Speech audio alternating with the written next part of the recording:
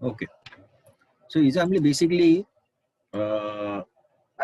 एउटा complete income statement कसरी बनाइदो रहेछ त, के कुरालाई गिभनमा सार्नुपर्ने रहेछ, के कुरालाई ध्यान दिनुपर्ने रहेछ र एब्जर्प्सन कस्टिङ र भेरिएबल कस्टिङको मामलामा हाम्रो फोकस कसरी केमा फोकस हुने रहेछ त हाम्रो इन्कम स्टेटमेन्ट बनाउँदाखेरि भन्ने कुरालाई थियो।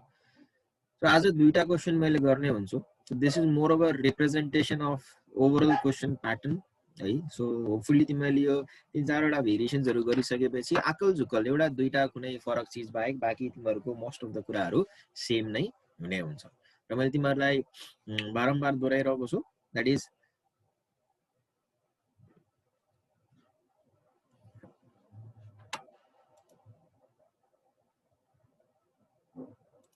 इज तिमीहरुको अहिलेको लेभलमा सोध्ने क्वेशन्सहरु भनेको it is not going to be that difficult है।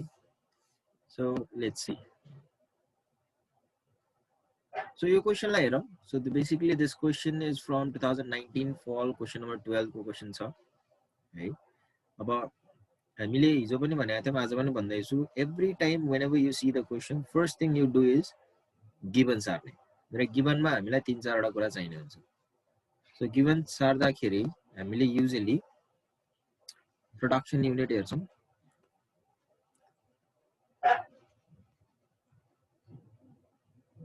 Okay, am I audible to all of you?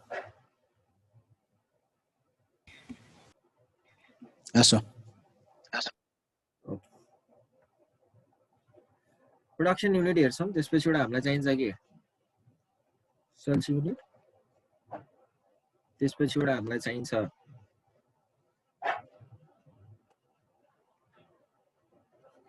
Beginning inventory, त्यसपछि एउटा हामीलाई चाहिन्छ एन्डिङ इन्भेन्टरी, त्यसपछि एउटा छ भने हामी will also find out normal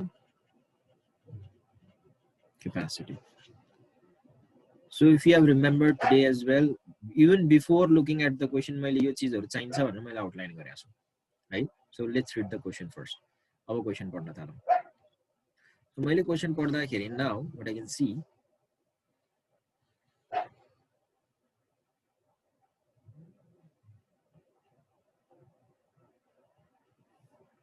the Alpha manufacturing company produces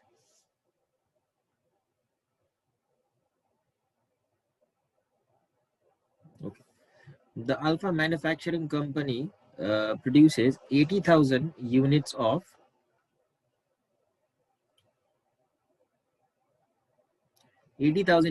new product during 2010 and sold 60,000, that is 80,000 produce गरेर रहेछ भने what we can do, we can write it as a 80,000 production unit कति रहेछ 80,000 units लेख्न सक्यो ठीक छ।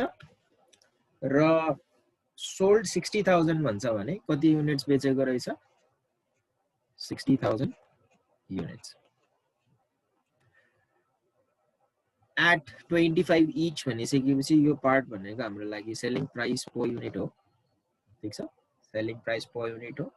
cost and other related informations are as follows भनेर दिएको छ। सो cost ले बेसिकली मजासँग छुटाएर दिएको छ। अहिले फिक्स कस्ट भन्छ, भेरिएबल कस्ट भनेर भन्छ।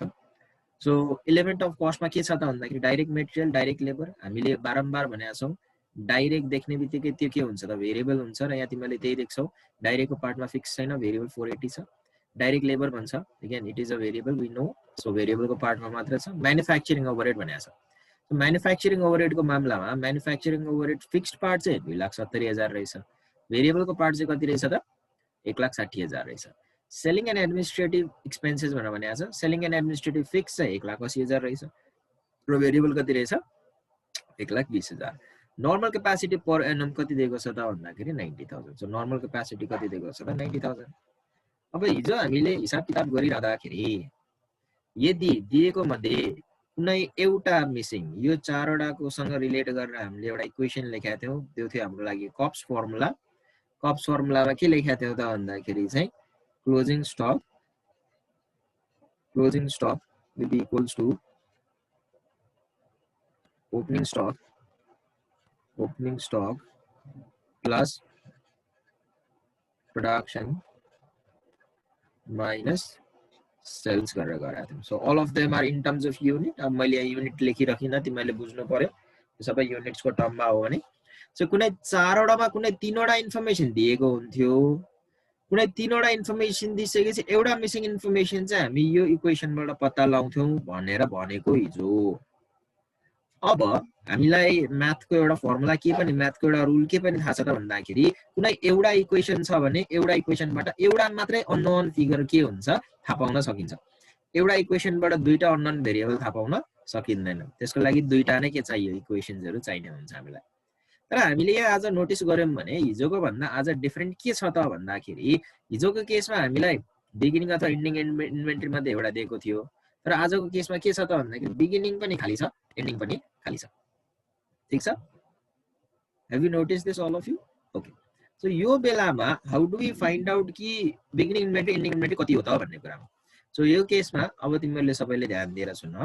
यस्तो केसेसहरु तिमीलाई प्राय सोध्न सक्छ. सो यो बेलामा हामी एउटा कुरालाई ध्यान दिन्छौं के त भन्दाखेरि यस्तो बेलामा जानिर बिगिनिङ इन्भेन्टरी पनि र एन्डिङ इन्भेन्टरी पनि मिसिङ छ भने, दैट इज बिगिनिङ इन्भेन्टरी र एन्डिङ इन्भेन्टरी दुईटै छैन भने हामीले के गर्छौं त भन्दाखेरि एउटा सिम्पल रुल लाउँछौं र त्यो रुलको आधारमा हामीले के गरे हुन्छौं त भन्दाखेरि बिगिनिङ इन्भेन्टरी र एन्डिङ इन्भेन्टरी थाहा पाउने हुन्छौं. So let me right that rule. If both beginning inventory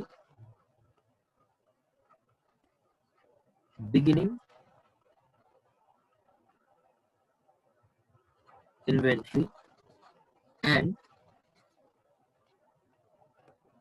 ending inventory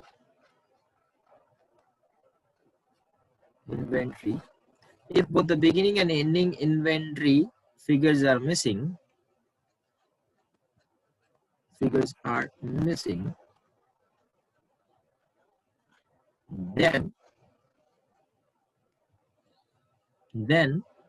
त्यो बेलामा sales unit is greater than production unit हुन्छ भने, ठीक छ? Sales unit is greater than production unit हुन्छ भने beginning inventory equals to sales units minus production unit हुन्छ र ending inventory चाहिँ zero हुन्छ. Whereas if sales unit is less than production unit हुन्छ भने त्यो बेलामा ending inventory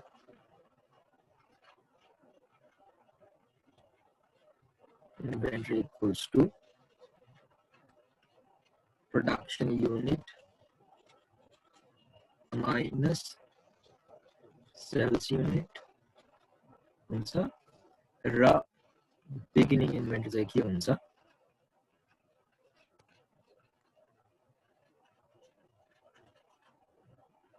zero हुन्छ. अब सबैले ध्यान दियो है, यहाँ सबैले ध्यान दियो है, कुरा बुझ है. अब यो कत्रो भयंकर गाह्रो कुरा जस्तो देखिन्छ है, कुरा एकदम सिम्पल छ. बिगिनिङ इन्भेन्टरी र एन्डिङ इन्भेन्टरी नहुँदाखेरि दुईटा मध्ये कुनै एउटालाई जिरो मान्नु पर्छ भनेर हामीले बुझ्ने. ठीक छ? सिम्पल रुल मैले यहाँ लेखाइदिएको चाहिँ this is a systematic approach कसरी गर्ने हो भन्ने कुरा. अब अलिकति लजिकल तरिकाले बुझ्ने भने यदि बिगिनिङ पनि छैन एन्डिङ छैन भने एन्डिङ पनि छैन भने दुईटा मध्ये कुनै एउटा जिरो हुनुपर्छ. अब हामीले यहाँ देखिरहेका छौं प्रोडक्सन युनिट 80,000 छ, सेल्स युनिट 60,000 छ भनिसकेपछि मैले 80,000 युनिट बनाएर 60,000 युनिट बेच्छु भने मसँग के हुन्छ, लास्टमा बाँकी हुन्छ कि मलाई बेच्नलाई पुग्दैन? कसले भन्छ? बाँकी हुन्छ सर। बाँकी हुन्छ अभियसली कुरा हो। 80,000 युनिट बनाएर 60,000 युनिट बेच्ने भने 20,000 युनिट अझै के हुन्छ, बाँकी हुन्छ। 20,000 युनिट चाहिँ के भयो, क्लोजिङ स्टक भयो। बिगिनिङ इन्भेन्टरी के हुने भन्ने किन भन्दाखेरि दुईटा मध्ये जुनमा नम्बर आउँछ अर्कोमा के हुन्छ, 0 हुन्छ। तर यदि यही क्वेसनमा एक्ज्याक्ट यही क्वेसनमा 60,000 चाहिँ प्रोडक्सन युनिट 80,000 चाहिँ सेल्स युनिट भयो भने मैले के बुझ्थेँ त भन्दा 60,000 प्रोडक्सन गरेर 80,000 युनिट मैले कहिले बेच्न सक्छु, जुन बेला मसँग बिगिनिङ इन्भेन्टरी हुन्छ। भनिसकेपछि 60,000 युनिट प्रोड्युस गरेर मैले 80,000 युनिट बेच्ने हो भने मसँग बिगिनिङ इन्भेन्टरी कति हुनु पर्थ्यो, 20,000। 20,000। मैले भर्खर इफ को कुरा गरेँ यो क्वेसनमा, इफ को कुरा। सो तिमीहरूले इफ को कुराहरू बिर्स्यौ अनि त्यसपछि इफ नसुनेर अरू मात्र सुन्यो भने आलु खान्छ है तिमीहरूले। सो यो केसमा हामीले सबै चिज पत्ता लाग्यौँ। अब हेर त, प्रोडक्सन युनिट पत्ता लाग्यो, त्यसपछिबाट सेल्स युनिट पनि पत्ता लाग्यो, बिगिनिङ इन्भेन्टरी पनि पत्ता लाग्यो, एन्डिङ इन्भेन्टरी पनि पत्ता लाग्यो, नर्मल क्यापासिटी पनि पत्ता लाग्यो। अब चेक गरौँ हामीलाई कुन चाहिँ मेथडबाट सोधेको छ त इन्कम स्टेटमेन्ट, केबाट सोधेको छ, एब्जर्प्सन कस्टिङ। एब्जर्प्सन कस्टिङ भन्ने बित्तिकै हामीले के कुरा पत्ता लगाउँथ्यौँ भने थियो एउटा SFMOR standard fixed manufacturing overhead rate rate ल हामी SFMOR भनेर भन्छौँ। गाह्रो थियो यसको फर्मुला के थियो, fixed mix 100 sorry manufacturing upon normal capacity divided by normal capacity. Fixed manufacturing overhead कति भन्छ क्वेसनले। हामीले क्वेसन अघि हेरेका थियौँ, क्वेसनमा हामीले हेर्दाखेरि के देखाएको थियो त भन्दाखेरि मेरो म्यानुफ्याक्चरिङ कस्ट फिक्स्डमा कति छ, 2,70,000। ठिक छ, 2,70,000 छ। सो आई डु इट कति, 2,70,000 डिवाइडेड बाई मेरो नर्मल क्यापासिटी कति छ, 90,000। 90,000। सो 90,000 कति आयो, 3।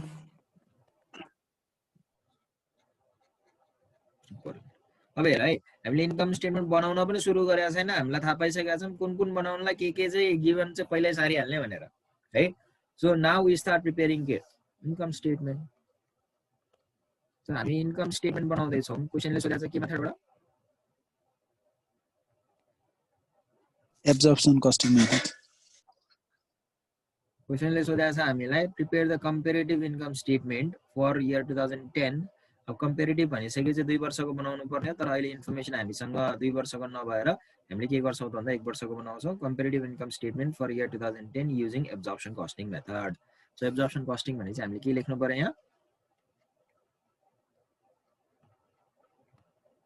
तेरिका तिमीहरू टाइममै जोइन गर्ने गर न हौ।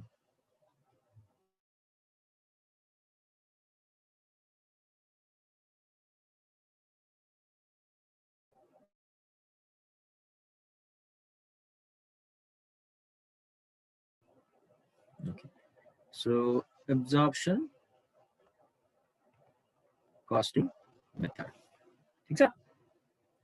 अब आयो कुरा इन्कम स्टेटमेन्ट जेसुकै भनोस् जस्तो सुकै भनोस् सुरुवात केबाट हुन्छ भनेको, सेल्स रेभेन्यू। सेल्स रेभेन्यू कसरी निकाल्ने, selling price per unit times sales unit. Sales unit 60,000, selling price per unit 25। So के गर्नु पर्यो त भन्दा 60,000 टाइम्स 25 कति आउँछ, 15 लाख छ। जुनसुकै मेथड होस् घटाउने के हो, lace cost of goods sold. ठीक छ। अब कस्ट अफ गुड्स सोल्ड कसरी क्याल्कुलेट गर्ने हामीलाई थाहा छ। सो पहिला सुरुमा म्यानुफ्याक्चरिङ डाइरेक्ट कस्टहरुलाई राख्दै जाउँ।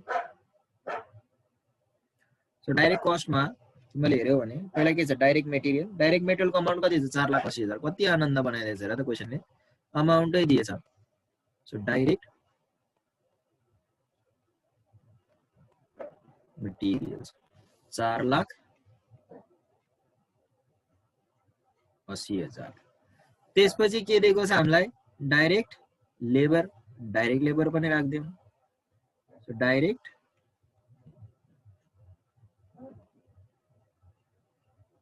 डाइरेक्ट लेबर कति छ डाइरेक्ट लेबर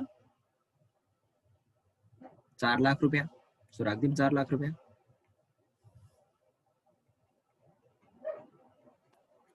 त्यसपछि एउटा के राख्नु पर्यो variable manufacturing overhead variable manufacturing overhead कति छ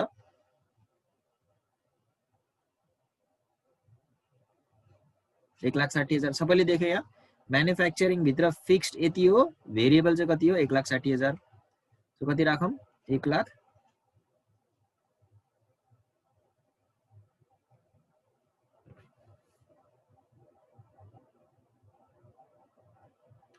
1,60,000 अब एब्जर्प्सन कस्टिङ बनाउँदै छौं कस्ट अफ गुड्स सोल्ड भित्र भेरिएबल प्रोडक्सन कस्ट जति सबै आयो यो बाहेक के पनि राख्नु पर्छ एब्जर्ब्ड फिक्स्ड म्यानुफ्याक्चरिङ ओभरहेड केले मल्टिप्लाई गर्ने प्रोडक्सन युनिटले प्रोडक्सन युनिट कति हाम्रो 80,000 सो यहाँ राख्छौं कति 80,000 कुन रेटले मल्टिप्लाई गर्ने टाइम्स हाम्रो एब्जर्ब फिक्स्ड म्यानुफ्याक्चरिङ ओभरहेडमा standard fixed manufacturing overhead rate standard fixed manufacturing overhead rate कति निकालेको छ हामीले याद छ 3 रुपैयाँ 3 यो 3 लहर यहाँ राख्दियौं सो टाइम्स 3 कति आयो 2,40,000 अब मैले के गर्छु त भन्दा यो सबै जोडिसकेपछि के आउँछ कस्ट अफ प्रोडक्सन अब मलाई भन कस्ट अफ प्रोडक्सन कति आयो 12,80,000 सर 12,80,000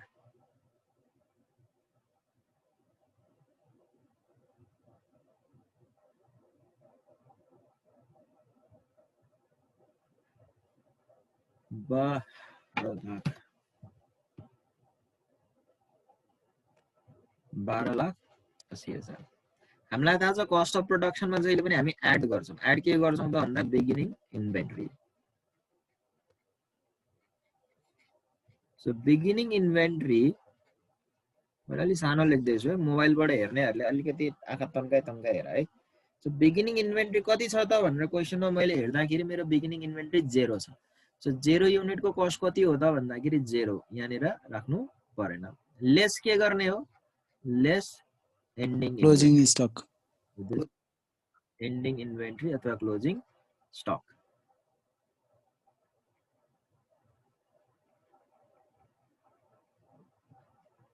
अब एन्डिङ इन्भेन्टरी कति हुन्छ त भनेर भन्यो भने मलाई युनिट थाहा छ कति छ 20,000 म 20,000 लेख्छु हेर है सबैले हेर है ध्यान दिनु है 20,000 लेख्छु मल्टिप्लाई बाइ अब यहाँ मल्टिप्लाई गर्ने रेट इन्भेन्टरीलाई मल्टिप्लाई गर्ने rate that is stock valuation rate कसरी निकाल्ने त भन्दा हिजो कुरा के भएको थियो त भन्दाखेरि यहाँनिर एउटा दिएको हुन्छ रेट यहाँनिर एउटा रेट आउँछ यहाँनिर एउटा रेट आउँछ त्यो इन्डिभिजुअल रेटलाई जोडिसकेपछि जति आउँछ त्यसले मल्टिप्लाई गर्ने भने यहाँ तर आज त इन्डिभिजुअल रेट छैन अब यो इन्डिभिजुअल रेट्सहरु छैन भने हामीले कसरी चाहिँ निकाल्न सक्छौं त यो स्टक भ्यालुएसन रेट भन्नको लागि हिजो जाने बेलामा हामीले एउटा फर्मुला डिस्कस गरेका थियौं यदि तिमीलाई याद छ भने त्यो फर्मुलाले के भन्थ्यो त भन्दा स्टक भ्यालुएसन रेट भनेको जान्दै है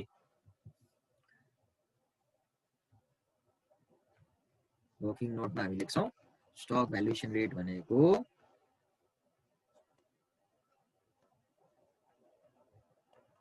रेट भनेको कसले सम्झाएको फर्मुला ल भन त cost of production divided by production units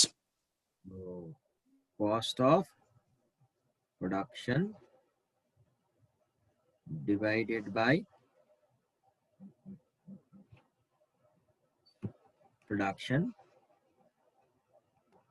units so remember this formula it's very simple and easy formula so cost of production कति त भन्ने कुरा गर्छ भने this is your cost of production 12,80,000 रुपैयाँ so this is 12,80,000 rupees divided by production unit कति हो त भन्छ भने हामीलाई थाहा छ production unit कति हो 80,000 that is 80,000 rupees so this is 80,000 मलाई भन रेट कति आयो 60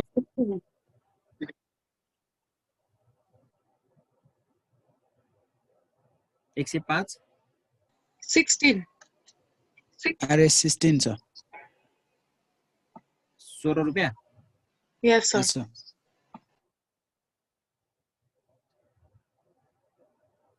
₹16 per unit 10 80 6 48 ओके सो यो 16 रुपीज ल यहाँ मल्टिप्लाई गर्दिने कति सजिलो रहेछ हेर त 16 दुना 32 हैन 3,20,000 अब हामीले के देख्यौं त भन्दाखेरि कस्ट अफ प्रोडक्सनबाट यो बिगिनिङ इन्भेन्टरी जेरो जुन छ त्यसलाई जोडेर एन्डिङ इन्भेन्टरीलाई घटाउँदाखेरि के आउँछ cost of goods sold before adjustment Before. Yes, sir. मैले तिमीलाई भनेको छु पहिला पनि कसैले यसलाई unadjusted cost of goods sold पनि लेख्न पाइन्छ है नाम जे भए पनि बुझ्नु पर्यो कुरा के हो भनेर अब 12,80,000 मा 0 जोडेर 3,20,000 घटाउँदा कति आउँछ कसले भन्छ 9,60,000, sir. 9,60,000 अब यो 9,60,000 आइसकेपछि हामीले एडजस्ट गर्नु छ एउटा कुरा के एडजस्ट गर्नु छ त भन्दा यो पार्टलाई कसरी एडजस्ट गर्नु छ त भन्दा फेरि सुन है सबैले ध्यान दिएर सुन है अब हिजो एकचोटी भनेको थिए आज दुईचोटी भन्दै छु अर्को क्वेशन गर्दा तीनचोटी हुन्छ दिमागमा छापिनु पर्यो नि यो एडजस्टमेन्ट के हो भनेर मेरो एक्चुअल फिक्स्ड म्यानुफ्याक्चरिङ ओभरहेड कति छ 70,000. 2,70,000 सो मेरो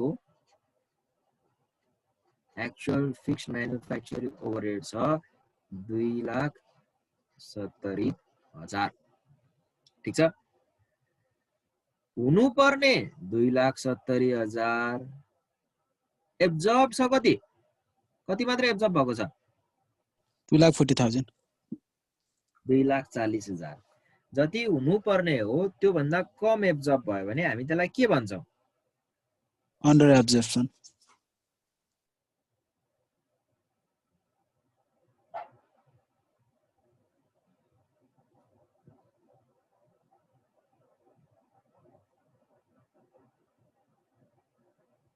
अब जति हुनु पर्ने त्यो भन्दा कम रहेछ अन्डर एब्जर्प्सन भन्छ भने अन्डर एब्जर्ब भइसकेपछि हामीले के गर्नु पर्यो त भन्दाखेरि यो जुन एब्जर्ब फिक्स्ड म्यानुफ्याक्चरिङ ओभरहेड छ यसलाई एक्चुअल सँग बराबर गर्नको लागि जति पुग्दैन त्यति के गर्नु पर्यो थप्नु पर्यो एड लेख्नु पर्यो के under absorption of fixed manufacturing overhead अब मैले तिमीलाई मेरै फर्मेट किन युज गर त भनेको भन्दाखेरि कुनै फर्मेटमा तिमीले यो अन्डर एब्जर्प्सन र ओभर एब्जर्प्सनलाई ग्रस प्रफिटमा पनि एडजस्ट गरेको देख्छौ ग्रस प्रफिटमा एडजस्ट गर्दाखेरि चाहिँ यहाँ अन्डर एब्जर्प्सन जोड्या हुन्छ नि ग्रस प्रफिटमा चाहिँ ठ्याक्क घटाउनु पर्ने हुन्छ है सो दैट इज व्हाई मैले त्यो पार्टलाई तिमीलाई भन्न चाहिँ भने तर मैले त्यो इलस्ट्रेट चाहिँ गर्दिन रिजन तिम्रो झन् कन्फ्युज हुन्छौ सो मैले अहिले जसरी फर्मेट प्रिपरेसन गरेको छु त्यसरी गर्यौ भनेदेखि that would be easy and logically consistent जति हुनु पर्ने त्यो भन्दा कम छ भने एक्चुअल पुराउनलाई जति पुग्दैन यहाँनिर थपिदिने कुरा बढी भयो भने घटाइदिने कुरा है that is straight forward okay अब मलाई भन कस्ट अफ गुड्स सोल्ड कति आयो 9,90,000. 9,90,000. Okay cost of goods sold is 9,90,000 अब यो चाहिँ final cost of goods sold अब यो कहिलेकाहीँ यो cost of goods sold final वाला चाहिँ कसैले चाहिँ adjusted cost of goods sold लेख्छन् है हामीलाई थाहा छ अब सेल्स रेभेन्यूबाट कस्ट अफ गुड्स सोल्ड घट्ने बित्तिकै के आउँछ Gross profit. ग्रस प्रॉफिट कति आयो भन 5,10,000 5 लाख 5 लाख लेस करो लेस 5,10,000 हो sir as usual no manufacturing variable के हो ओवरहेड हो so non manufacturing variable overhead भित्र के छ त भन्दा तिमीले यहाँ देख्छौ selling and administrative selling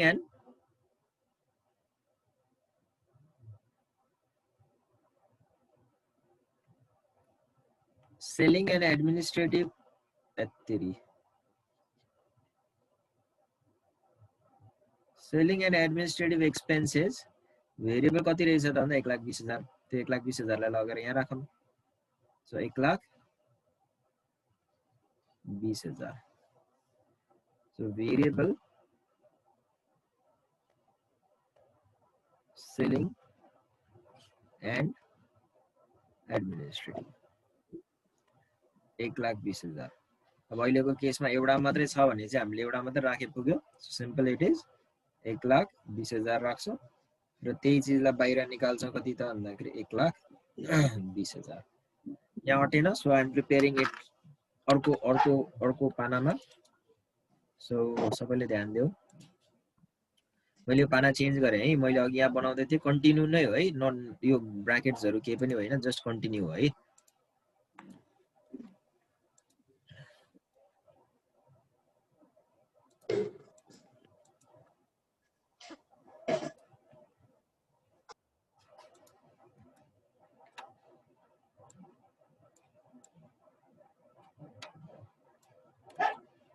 okay.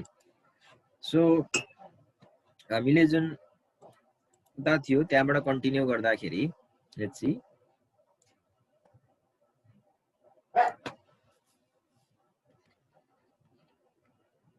अब लेस के गर्नुपर्छ त भन्दाखेरि less non manufacturing fixed manufacturing fix cost. मैले एब्जर्प्सन कस्टिङमा नन म्यानुफ्याक्चरिङ भेरिएबल कस्ट पछि जहिले पनि नन म्यानुफ्याक्चरिङ फिक्स कस्ट घटाउने हो. किन त भन्दाखेरि मेरो फिक्स म्यानुफ्याक्चरिङ कस्ट मैले माथि नै घटाइसकेका हुन्छु. मेरो नन म्यानुफ्याक्चरिङ फिक्स कस्ट कति छ त भन्दा सेलिङ एन्ड एडमिनिस्ट्रेटिभ एक्सपेन्सेस को फिक्स कस्ट कति छ 1,80,000. सो त्यही चीज राख्छु. Fixed selling and administrative expenses कति छ भन्दा 1,80,000 रुपैयाँ. 1,80,000 रुपैयाँ यो नै टोटल कस्ट हो भने चाहिँ मैले 1,80,000 रुपैयाँ के गरे त भन्दाखेरि यहाँनिर घटाएँ. अब मलाई के थाहा छ त भन्दाखेरि जब मैले मेरो ग्रस प्रॉफिटबाट है ग्रस प्रॉफिटबाट के नन म्यानुफ्याक्चरिङ भेरिएबल कस्ट र नन म्यानुफ्याक्चरिङ फिक्स कस्ट घटाउँछु तब के आउँछ नेट इन्कम. हेर त मेरो यहाँनिर ग्रस प्रॉफिट आएको छ 5,10,000. 1,20,000 नन म्यानुफ्याक्चरिङ भेरिएबल एक्सपेन्सेस. त्यसपछिबाट तिम्रो 1,80,000 non manufacturing fixed selling and administrative expenses. 5,10,000 बाट 5,10,000 माइनस 1,20,000 माइनस 1,80,000 कति आयो 2,10,000. 2,10,000. ल तिम्रो क्वेशनले सोधेको कुरा यति रहेछ. हेर त 6 मार्क्स त पाक्यो नि यतिकै है. अब हिजो जस्तै हामीलाई net profit under variable costing सोध्या रहेछ. अब हामी अक्रम बक्रम नगरिकन सिधै प्रॉफिट रिकन्सिलिएसन बनाएर भेरिएबल कस्टिङको प्रॉफिट पत्ता लगाउँछौँ. त्यसको लागि हामी के बनाउँछौँ त भन्दाखेरि प्रॉफिट रिकन्सिलिएसन स्टेटमेन्ट बनाउँछौँ. सबैले एकदमै ध्यान दिएर सुन है. अब profit reconciliation statement.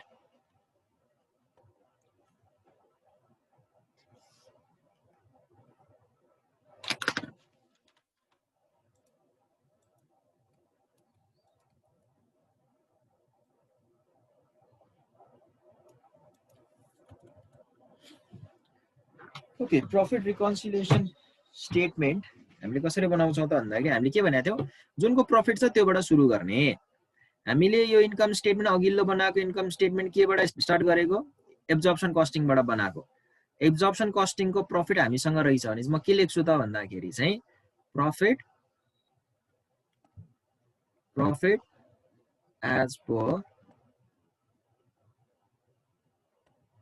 Absorption costing. मलाई ढुक्क थाहा छ एब्जर्प्सन कस्टिङको प्रॉफिट कति छ 2,10,000 है. अब म एक लाइन खाली राख्छु. किन त भन्दा कि त मैले एड लेख्नु पर्ने हुन्छ कि त मैले लेस लेख्नु पर्ने हुन्छ. अब मैले एड लेस मेरो यहाँनिर प्रॉफिट जुन आउँछ यहाँ मैले निकाल्नु छ के त भन्दाखेरि profit as per variable costing जुन निकाल्नु छ यो प्रॉफिट निकाल्नलाई यो 2,10,000 मा यहाँ जुन अमाउन्ट आउँछ त्यो अमाउन्टलाई मैले चाहिँ कि त एड गर्नुपर्छ कि त लेस गर्नुपर्छ। यदि त्यो हो भने कुन अमाउन्टलाई एड लेस गर्ने त भन्दा मलाई के थाहा छ, डिफरेन्स इन स्टक अथवा inventory multiply SFMR। Difference in stock कति छ त भन्दाखेरि हामीले सुरुमै गिभन सारेका छौँ, beginning inventory 0 ending inventory 2000। So मैले सिम्पली के गर्छु त भन्दाखेरि 2000 र 0 को फरक भनेको 2000 माइनस 0 इक्वल्स टु 2000। मैले तिमीलाई रिक्वेस्ट के गरेको छु त भन्दाखेरि यो अमाउन्टलाई जहिले पनि एब्सोल्युट भ्यालुमा लेख्ने। एब्सोल्युट भ्यालु भने सबैलाई थाहा छ होला, एब्सोल्युट भ्यालुको कुनै पनि साइन हुँदैन, जहिले पनि पोजिटिभ हुन्छ। Times standard fixed manufacturing overhead rate कति छ? 2000 हो कि 20000 हो सर? त्यहाँ 20,000 हो। 20 sir 20,000।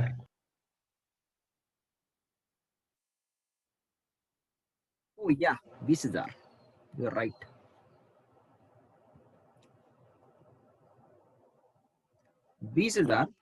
Times standard fix manufacturing overhead कति? RS3 पर युनिट छ। यहाँ हेर त, RS3 पर युनिट। सो 3 राखौँ। So times 3। यो जुन अमाउन्ट आउँछ त्यो अमाउन्टलाई हामी के भन्छौँ त भन्दाखेरि difference in valuation of stock. Difference in valuation of stock कतिले फरक पर्दो रहेछ त भन्दाखेरि 60,000। अब मलाई पत्ता लगाउन यो मात्रै छ कि यो 60,000 लाई जोड्ने कि घटाउने भनेर। त्यो जोड्ने कि घटाउने भन्नको लागि मसँग एउटा के छ त भन्दाखेरि चाहिँ एउटा रुल छ। त्यो रुलले के भन्छ त भन्दा if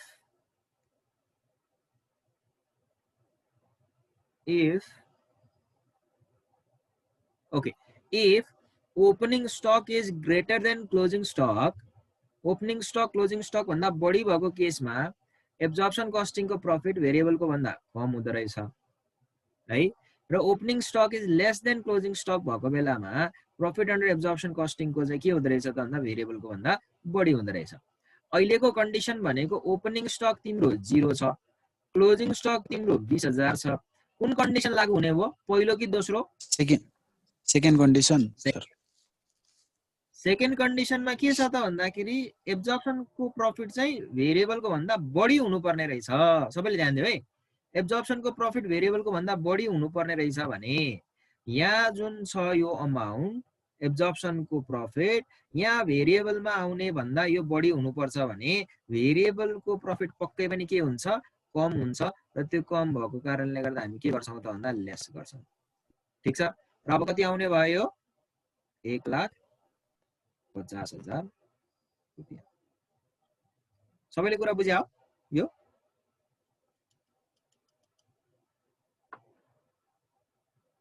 Everybody is okay with this? This is very very important.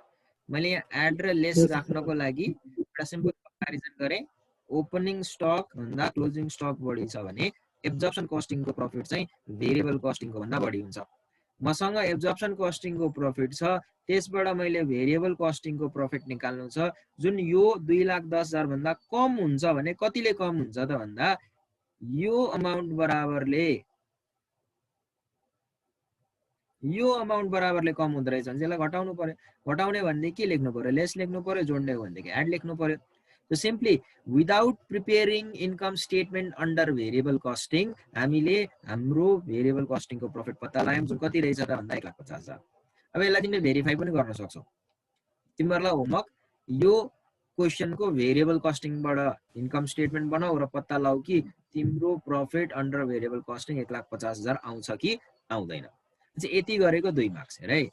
यति गरेको 6 मार्क्स, यति गरेको 2 मार्क्स। अब अझै 2 मार्क्सको यहाँ पार्ट छ एउटा।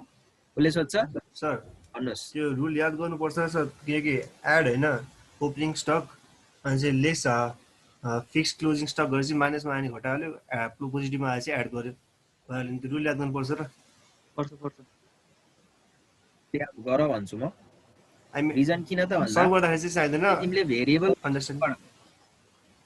कस्टिङ यहाँनिर थियो भने यहाँ त्यो पनि माइनसै आउँथ्यो नि, आउँथ्यो आउँदैन थियो। यदि मैले इन्कम स्टेटमेन्ट भेरिएबल कस्टबाट बनाएको थिएँ भने यहाँ 1,50,000 आउँथ्यो।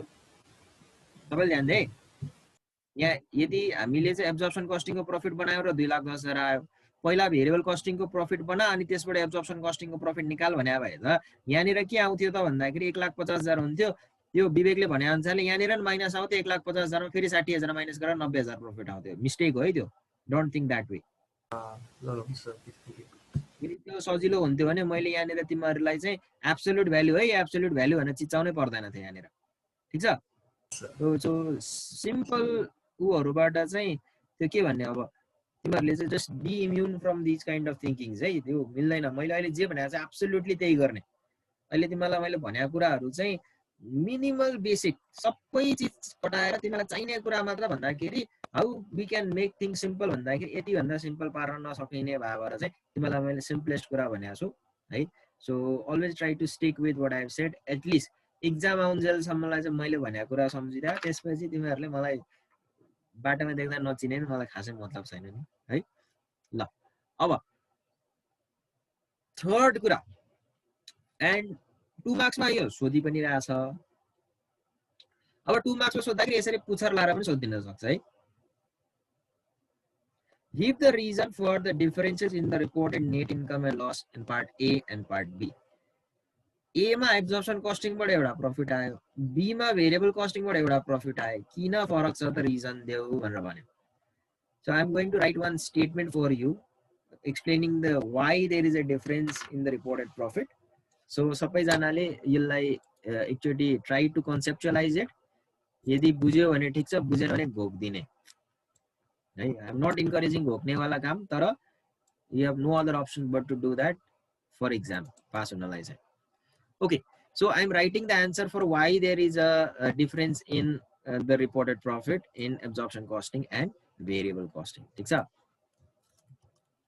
The reason for difference in reported profit under variable costing and absorption costing is due to different treatment of fixed manufacturing overhead. ठीक छ। In the case of absorption costing, the fixed manufacturing overhead is treated as a product cost and included in the cost of production, which thereby increases the inventoriable cost. Meanwhile, in variable costing method,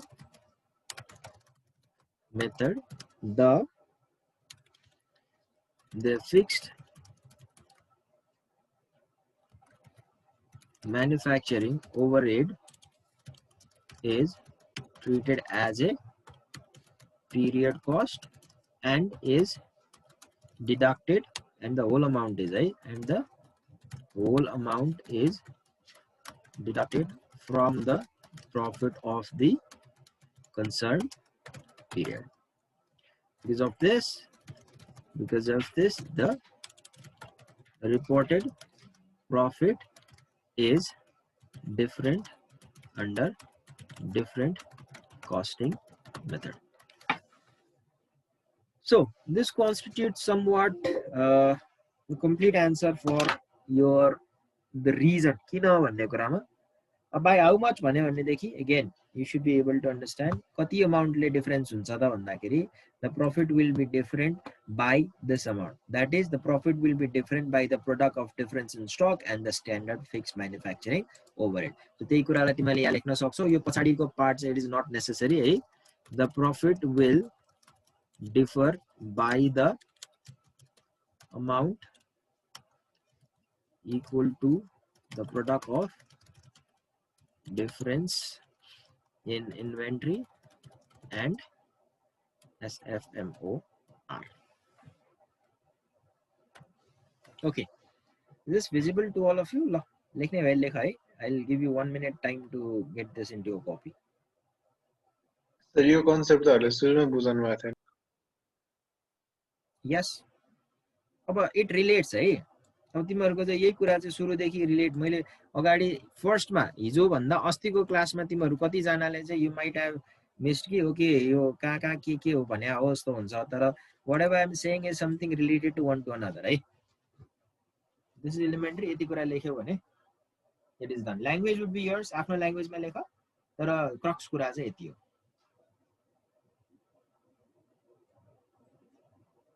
Okay, I'll give 1 minute time, 7:43 somewhere. Then I'll start with another question.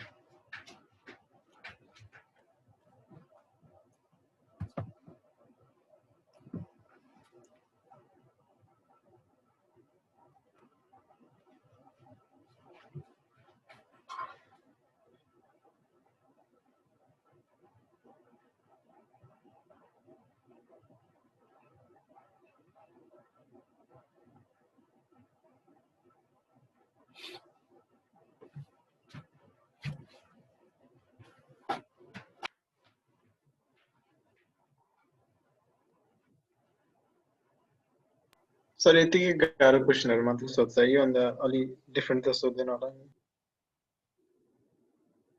यो गाह्रो होइन है यो हैन like difficulty चाहिँ यतिकै हुन्छ हैन क्वेसनहरुको यो च्याप्टर डिफिकल्टी लेभल यतिकै हो and even during this pandemic it is expected कि you will not be kind of you know यो तिमीहरुलाई चाहिँ दुखै दिने गरी क्वेशन चाहिँ नसोध्ला भन्छु म इन्टेन्सिटीको हिसाबले यो भन्दा गाह्रो क्वेशन खासै सोधेको छैन है यो भन्दा गाह्रो भन्नाले यतिको डिफिकल्टी लेभल भन्दा गाह्रो सोधेको छैन र तिमीहरुलाई चाहिँ एउटा सजेसन के त भन्दाखेरि 2013 को स्प्रिङ को क्वेशन देखिबाट तिमीहरुले 2019 को लास्ट सम्मको क्वेशन तिमीहरुले गरेर गयो भने ठीक छ तिमीहरुलाई राम्रोसँग त्यो सबै राम्रोसँग गराछ भने तिमीहरुको ए कन्फर्म हो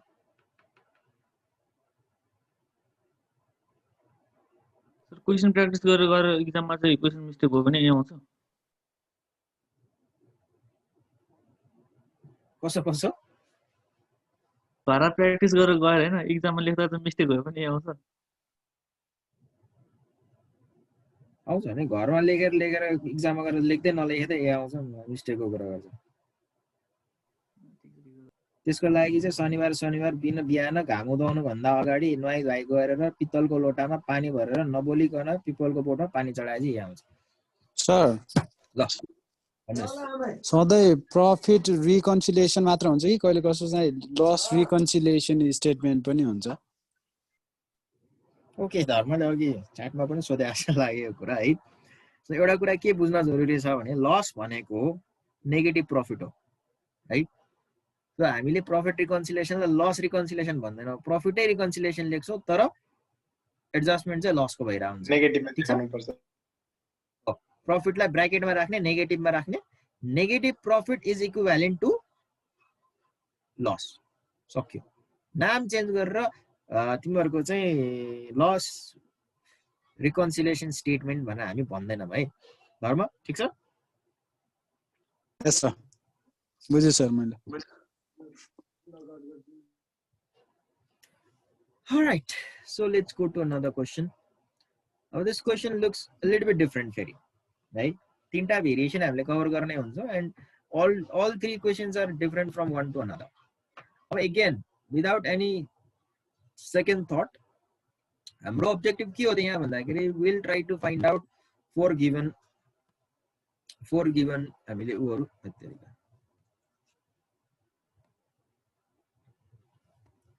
okay. So givens are on पहिला सुरुमा सबैले ध्यान दियौ हामीले गिभन्स राख्दाखेरि के राख्नु पर्छ प्रोडक्सन युनिट त्यसपछि सेल्स युनिट त्यसपछिबाट beginning stock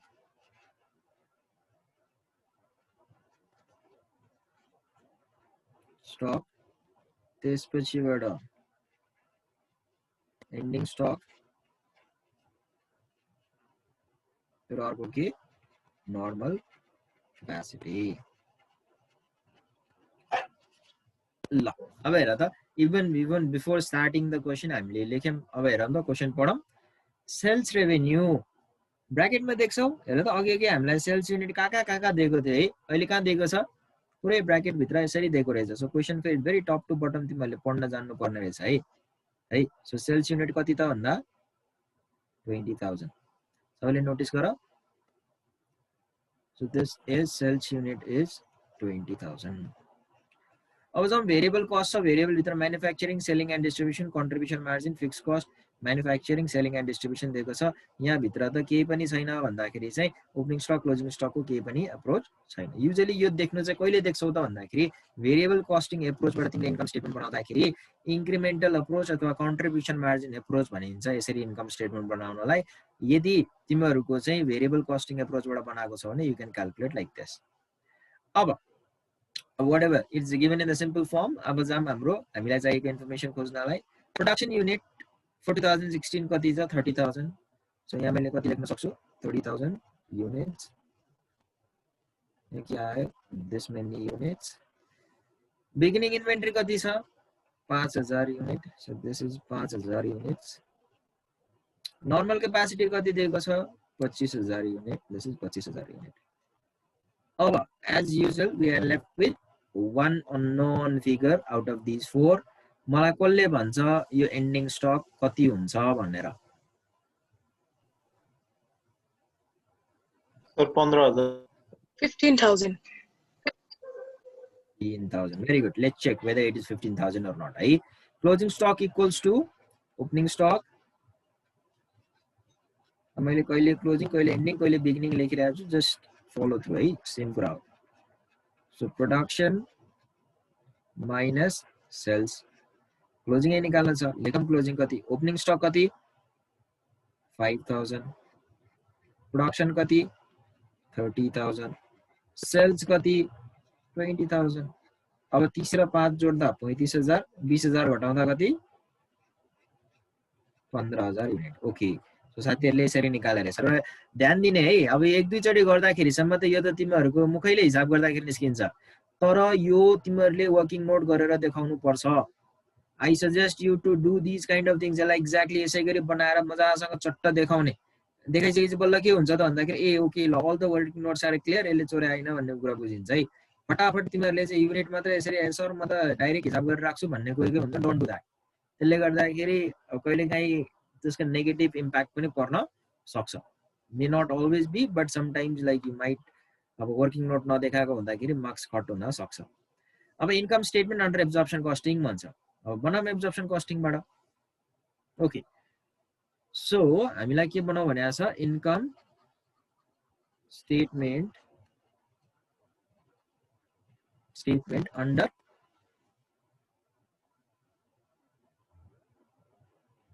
under absorption costing so whatever it is हाम्रो सुरुवात केबाट हुन्छ sales revenue so sales revenue राखौं सेल्स रेभेन्यू कति छ त यहाँ भन्दा हामीलाई दिएको छ 20,000 युनिट को 4 लाख पर्छ भने एउटाको कति परेछ कसले भन्न सक्छ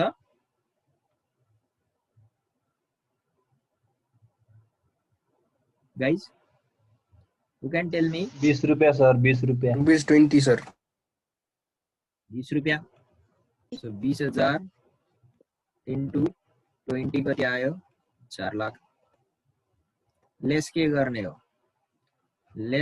हो cost of goods sold अब cost of goods sold मा के हुन्छ त भन्दाखेरि हामीले बेसिकली पहिला सुरुमा राख्छौं variable manufacturing cost so variable cost छ भेरिएबल भित्र म्यानुफ्याक्चरिङ कस्ट छ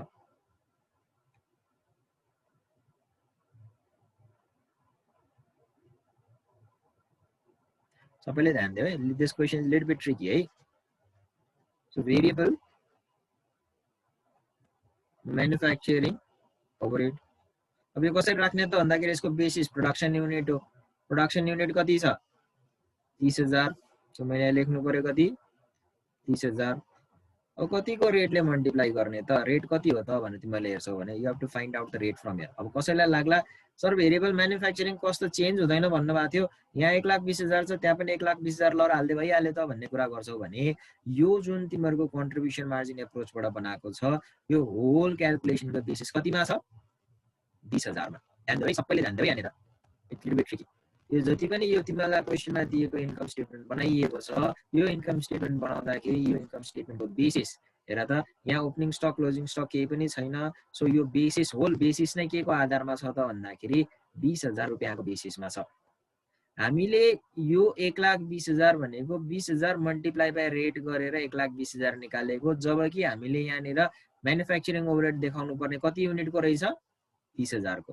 सो यो लजिकले यसरी हामीले क्याल्कुलेट गर्दाखेरि रेट कति हो त भन्दा 20,000 को 1,20,000 हो भने 20,000 को 1,20,000 हो भने एउटा युनिटको कति पर्यो 6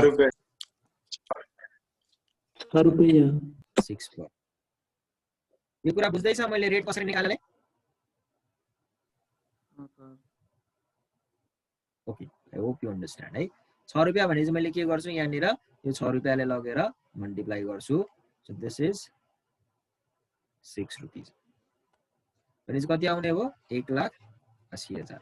यो 1,80,000 अब अरु भेरिएबल तिमीहरुको अब के छ त यहाँ त एब्जर्प्सन कस्टिङबाट बनाउनु छ। एब्जर्प्सन कस्टिङमा हामी पहिला के गर्छौं त भन्दा standard fix manufacturing overhead rate निकाल्छौं। Okay standard fix manufacturing overhead rate कति छ हाम्रो मैले यहाँ वर्किङ गरे तलपट्टि तिमीले देख्दैन कि भनेर। Standard fix manufacturing overhead rate कसरी निकाल्ने fixed manufacturing overhead divided by normal capacity. अब हेर मैले सर्ट फर्ममा लेख्दै छु यो बुझ्नु पर्यो तिमीहरुले। अब एसएफएमओआर भनेको standard fix manufacturing overhead rate, FMOS भनेको fix manufacturing overhead divide by NC भनेको नर्मल क्यापासिटी। र एउटा वार्निङ तिमीलाई एक्जाममा चाहिँ आफूले यसरी लेख्ने होइन नि फेरि आलु खाइन्छ। सो फिक्स म्यानुफ्याक्चरिङ ओभरहेड कति छ 1 lakh. So let's write 1 lakh this is 1 lakh divided by normal capacity कति छ 25,000 लेट्स डिवाइड इट विथ कति 25,000 equals to rupees 4 per unit. जब यहाँनिर मल्टिप्लाई गर्दियौं 4 ले। सो यहाँनिर एब्जर्ब फिक्स्ड म्यानुफ्याक्चरिङ ओभरहेड कति हुन्छ त भन्दा 30,000 मल्टिप्लाई बाइ 4 कति आयो 1,20,000। अब हामीलाई थाहा छ म्यानुफ्याक्चरिङको पार्ट यति मात्रै छ भने चाहिँ के आउँछ त्यो दुईटा जोड्दा त भन्दाखेरि कस्ट अफ प्रोडक्सन आउँछ। के आयो cost of production. Cost of production कति आयो 1,80,000 के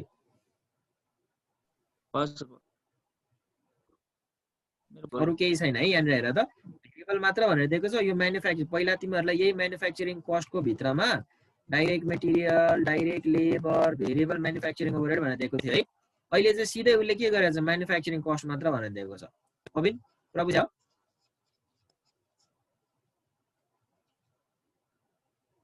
ओके सो यहाँनिर कस्ट अफ प्रोडक्सन कति आयो दुईटा जोड्दाखेरि 3 लाख ठीक छ। अब एड के गर्ने हो एड ओपनिङ स्टक गर्ने हो दैट इज बिगिनिङ स्टक गर्ने हो। बिगिनिङ स्टक कति छ त भन्दाखेरि हामीले सुरुमा रेडी पारेर राखेका छौं। हाम्रो बिगिनिङ स्टक कति छ 5,000 unit. So let's right 5,000। So 5,000 times rate कति हो कसले भन्छ 10 सर 10 भेरी गुड। यो दुईटा लिएर आयो कति आयो 50,000 लेस के गर्ने हो ending stock. So ending stock कति आयो कति छ हाम्रो एन्डिङ स्टक हामीले निकालेको 15,000। सो राख्दियौं 15,000। So this is 15,000।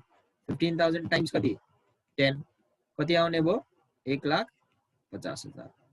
यो घटाइदियौं हामीलाई के थाहा छ कस्ट अफ प्रोडक्सनमा बिगिनिङ इन्भेन्टरी जोडेर एन्डिङ इन्भेन्टरी घटाउँदाखेरि के आउँछ cost of goods sold absorption कस्टिङबाट हो भने before adjustment.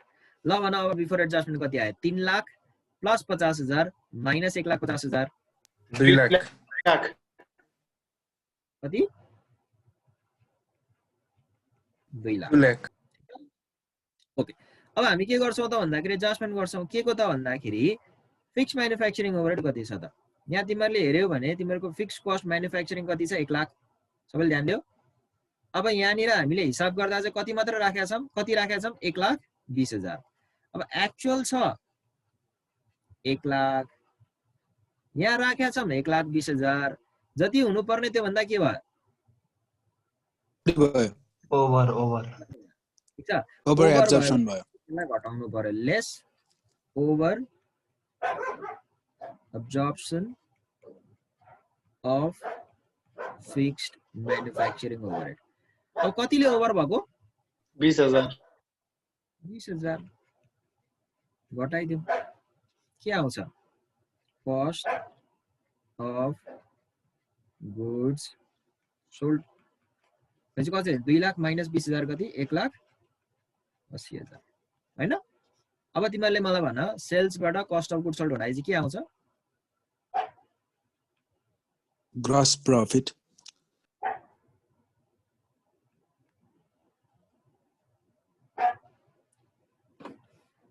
okay so it's not working let me okay gross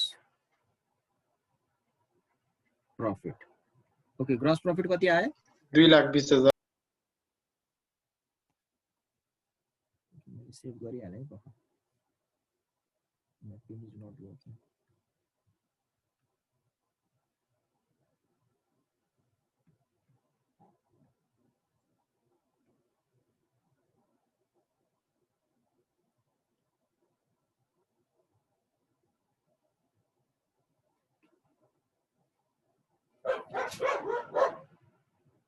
okay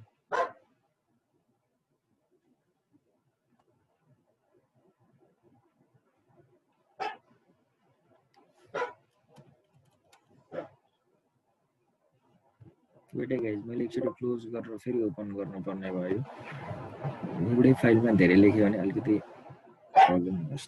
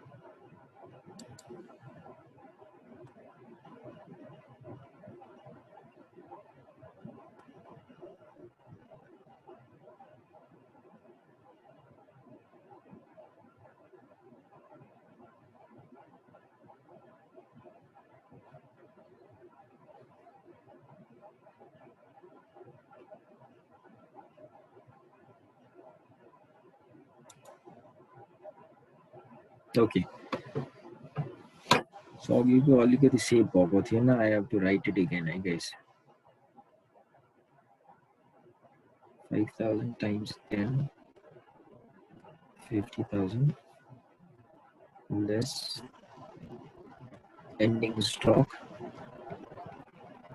कति 15,000 थियो हैन 15,000 multiply by 10 1,50,000 cost of goods sold before adjustment 2 lakh less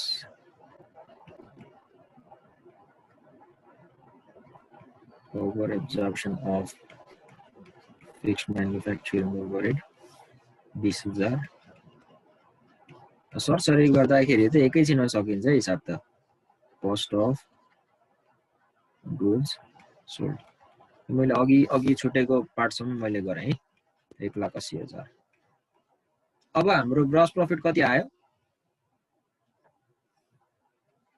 2,20,000